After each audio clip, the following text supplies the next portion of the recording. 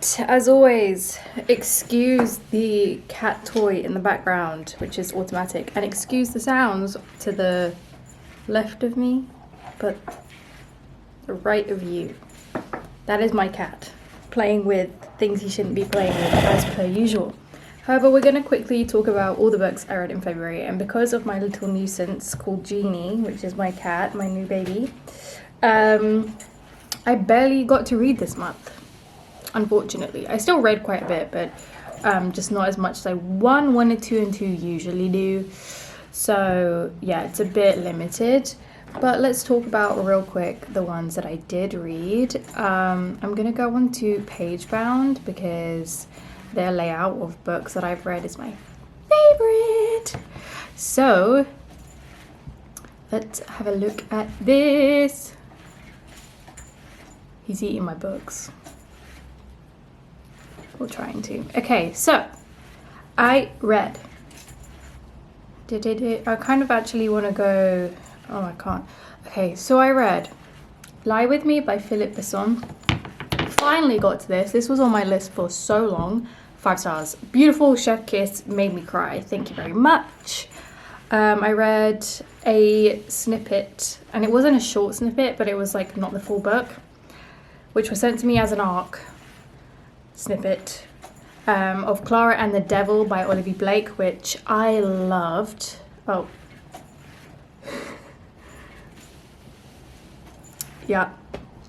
I loved it, but I obviously can't give it a full rating until I've read the whole thing. But the visuals, not the animation, the illustration was absolutely stunning. I do feel like from what I read though, I don't have a full image of Olivia Blake's writing and voice, because last month I read something by her and I read a lot of her stuff, and I have loads of her stuff to read. So I feel like I'm quite familiar with her voice, and I didn't feel like it was there yet. Could be because it's a graphic novel. Don't know. But I gave it 4 stars for what I read. And I'm very excited to read the rest. I finally finished Bound by Ali Hazelwood. Mixed feelings on this. I love Ali's writing. The initial concept is beautiful. I love it. So interesting.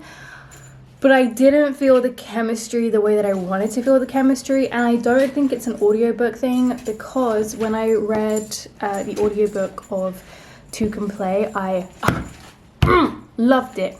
And when she recently announced it's coming out in paperback, yeah, get me on that shit. Thank you. Gimme. So I gave it a 3.5. I think it was well written. I just don't think there was enough chemistry for a romance.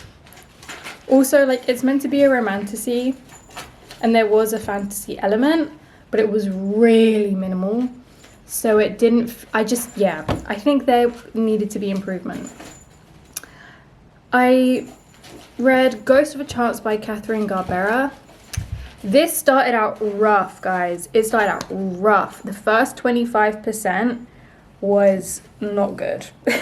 But then the next 75% was amazing, and I loved it. I literally gave it 5 stars because that's how much I loved the ending, like the final 75%. And this is why I don't DNF things, because I definitely would have DNF'd this if I did DNF things, because the first quarter was shit. But yeah, I loved how this ended. This was just a bit of me, really cute. I read The Woman Dies, and very similarly, I also read Runs in the Blood. So The Woman Dies is by Oko Matsuda, and Runs in the Blood is by Matthew J. Trafford. They're really similar, like short stories, all of it. Well, I would say, so The Woman Dies is more so like actual experiences that the author has had, and Runs in the Blood is fictional stories, and they're all a little bit freaky. I gave both 4 stars because, again, love the concept, and I think all of them were well written. I just don't think they were like, oh my god, life-changing, fantastic, right? As I said, actually it was this month, not last month, but there we go. I read Twelfth Night by Alexine Farrell Falmouth, which is actually Olivia Blake.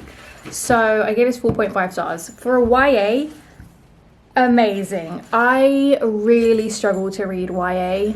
I don't know why. YA used to be my thing, and I think I actually write good YA. I just don't enjoy reading it anymore. I used to love it. And this is a YA. I think I put it off for so long because I was sent the art for this like 2 years ago now. Because I don't like YA. I love this. I think this was so cute, so well written. The reason it's not 5 stars is just because, like, again, I don't feel like it was life altering, blah, blah, you know, but it was amazing. And if you struggle with YA, this is a book you will like.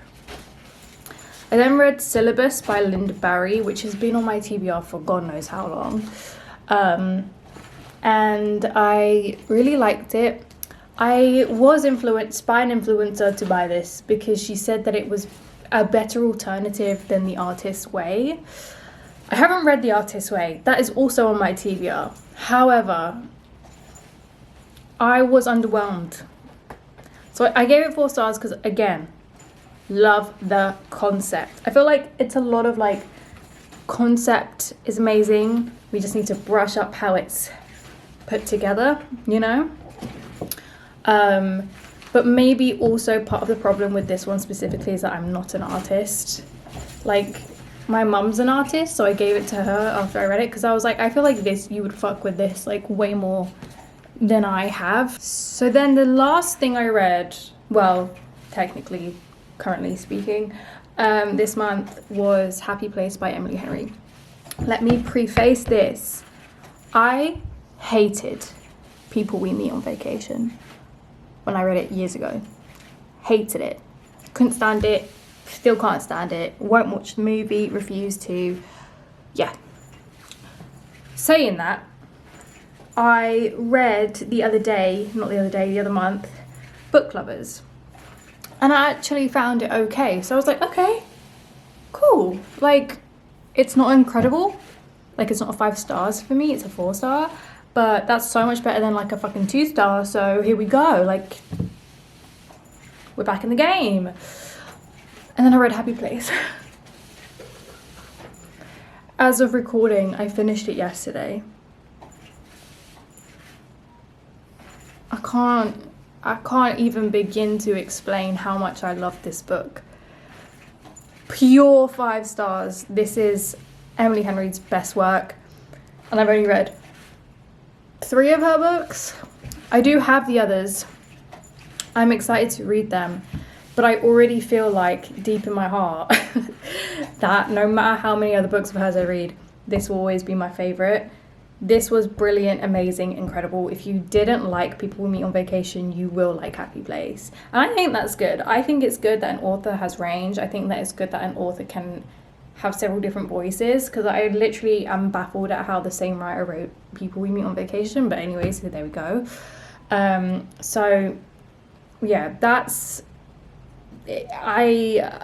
it's special to me. Like, that's how much I loved it. It's so special to me.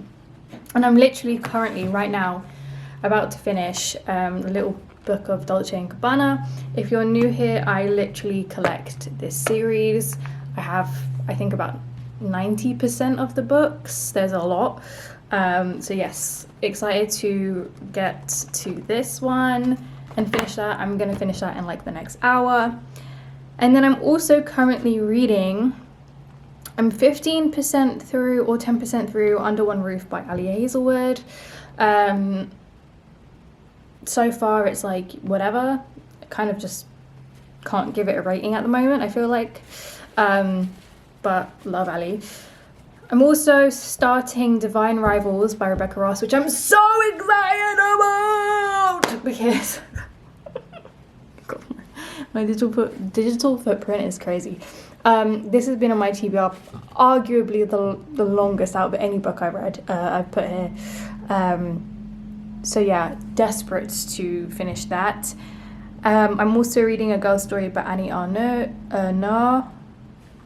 Don't know how you say it. And The Phoenix Pencil Company by Alison King. So that's my wraps for February. I hope you enjoyed this. If you did, let me know, like this. Tell me what you're reading currently down below, what you read in February. I love you so much. I will see you in my next video. Oh, and feel free to subscribe. Bye. Say bye. Say bye.